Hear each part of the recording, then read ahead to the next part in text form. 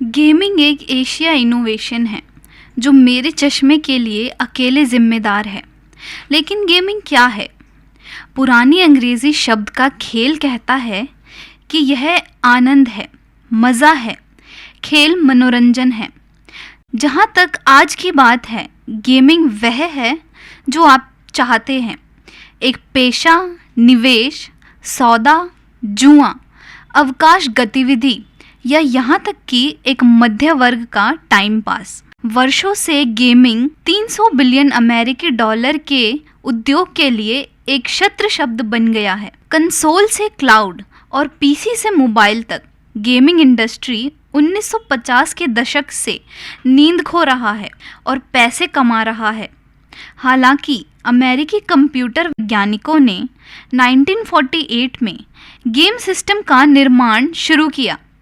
भारत ने 1990 के दशक में अपना पहला 64 बिट गेम कंसोल पेश किया, जबकि भारत में ऑनलाइन गेमिंग इंडस्ट्री 2000 के दशक में वापस आ गया, जब बजट पीसी और कंसोल ने मध्यम वर्ग के घरों में अपना रास्ता बना लिया। इन कंसोल में छोटे कार्टिलेज थे जिनमें super Mario, sonic the hedgehog जैसे क्लासिक शामिल थे।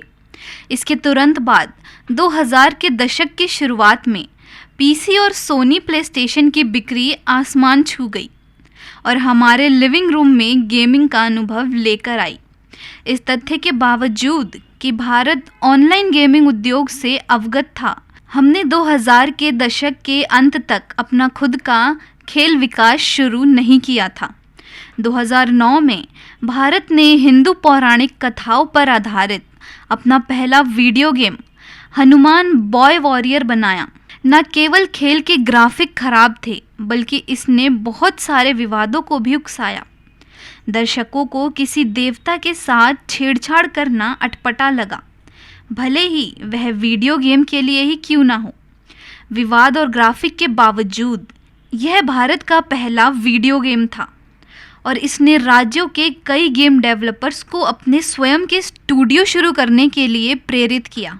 धीमी शुरुआत के बावजूद भी भारत वर्तमान में दुनिया के लीडिंग मोबाइल गेमिंग बाज़ारों में 5वें स्थान पर है, जिसमें 220 मिलियन से अधिक गेमर्स प्रतिदिन औसतन 42 मिनट मोबाइल गेम्स पर बिताते हैं। भारत असुर्स और राजी एक प्राचीन महाकाव्य जैसे वीडियो गेम प्रस्तुतियों के साथ भी पहचान प्राप्त कर रहा है। असुर न केवल भारत में बल्कि अमेरिका, चीन और जापान में भी लोकप्रिय है। इसने 2017 नेस्कॉम गेम डेवलपमेंट कॉन्फ्रेंस में गेम ऑफ द ईयर का पुरस्कार जीता, जबकि राजी N ancient epic Nintendo switch पर जारी मूल्यांकन के कई शब्द प्राप्त कर रहा है। 2020 तक लगभग 275 गेम डेवलपमेंट कंपनियां थीं, लेकिन पिछले 2 वर्षों में हमने संख्या में भारी बदलाव देखा। पूरे भारत में 200 से अधिक नए गेमिंग स्टूडियो खुल गए।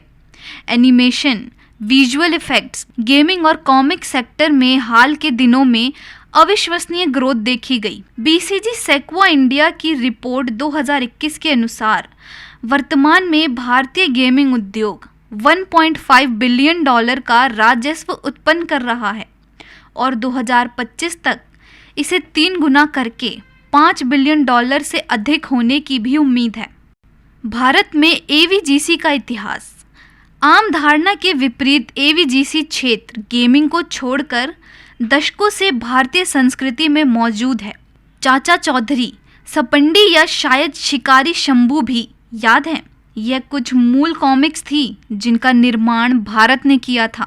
सिर्फ कहने के लिए ही नहीं, लेकिन वह मेरी राय में मार्वल और डीसी कॉमिक्स से बेहतर ही थी। पहली भारतीय एनिमेटेड टेलीविज़न श्रृंखला घयब आया थी, जो 1986 में प्रसारित हुई थी। 2000 के दशक की शुरुआत तक भारतीय एनिमेशन स्टूडियो जैसे क्लाइम मीडिया, ट्यून्स एनिमेशन और ग्रीन गोल्ड एनिमेशन ने पश्चिमी और पूर्वी एशियाई मीडिया को आउटसोर्स करने के बजाय अपने स्वयं के एनिमेटेड शो का निर्माण शुरू कर दिया था।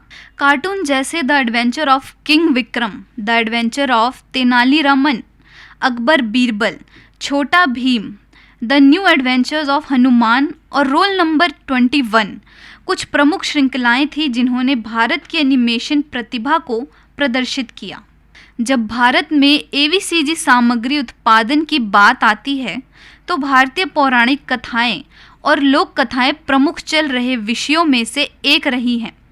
सामग्री के इस रूप में हर आयु वर्ग के लिए कुछ ना कुछ है और पूरे परिवार द्वारा इसका आनंद लिया जा सकता है। इसे विकास और डिजिटल परिवर्तन के साथ इतिहास को जीवित रखने का एक तरीका भी माना जा सकता है। भारत ने डिजिटल उन्नति और गेमिंग के मामले में एक लंबा सफ़र तय किया है, लेकिन आज भी यह कई घरों में कई उड़ने वाली चप्पलों को ट्रिगर करने की क्षमता रखता है। इस स्तर पर यह बताना वास्तव में कठिन है कि यह सभी नवाचार और गेमिंग का प्रचार अच्छा है या बुरा।